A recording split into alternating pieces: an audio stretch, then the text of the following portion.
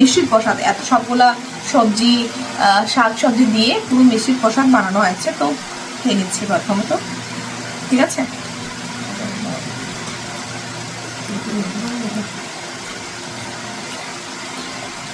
তার সাথে সাথে কলা পাতাতে খাবার মজাটাই আলাদা। আর সত্যি কথা বলতে খিচুড়ি বা এই ধরনের প্রসাদ কলা পাতাতে দারুণ লাগে সত্যি কথা বলতে।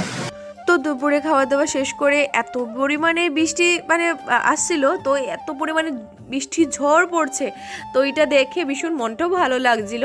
আর এখানে ফল টল কেটে আমি প্রথমত ফল টলও খেয়ে নেব। খাওয়ার পরে যেহেতু ফল খাওয়া খুব ভালো, সো আমিও ফল টল খেয়ে তারপর চটজলদি করে আমি একটু রেডি হয়ে যাব, যেহেতু আমাদের শিলচর শহরেও প্রটেস্ট চলছে, যেটা কাশ্মীরে যে ঘটনাটা ঘটেছে আমরা সবাই জানি। আর সেটা নিয়ে সবাই মর্মাহত এই বিষয়টা নিয়ে।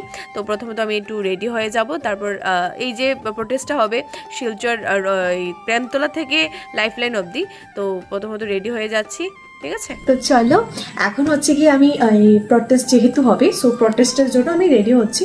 তো যেহেতু আমাদের প্রেমতলা থেকে আমি রেডি হয়ে নিই তাড়াতাড়ি করে, যেহেতু টাইমটা দেওয়া হয়েছে 7:30, তো আমরা 5টার সময় বেরোবো, আমাকে ফোন করা হয়েছে। তো চলো যাই, অ্যান্ড আমরা সবাই মিলে একজুট হয়ে সেই প্রটেস্টটা করি, ঠিক আছে। কিছু জেহাদির বাচ্চা নিজেদের বন্দুকের টার্গেটে এনেছে।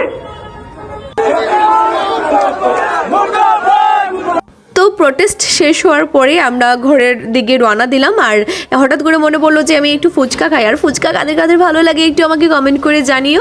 এখানে আমিও ফুচকা খাচ্ছিলাম, আর ফুচকা খাওয়ার পর ডাইরেক্ট চলে আসবো ঘরে যেটা রাতের এসে একটু ফ্রেশ হলাম। তো ফ্রেশ হয়ে রাতের ডিনার করলাম, নর্মালি সিম্পল খাবার, তারপর আমার জুস খেলাম।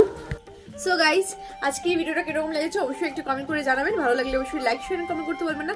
So thank you so much, good night everyone, bye by.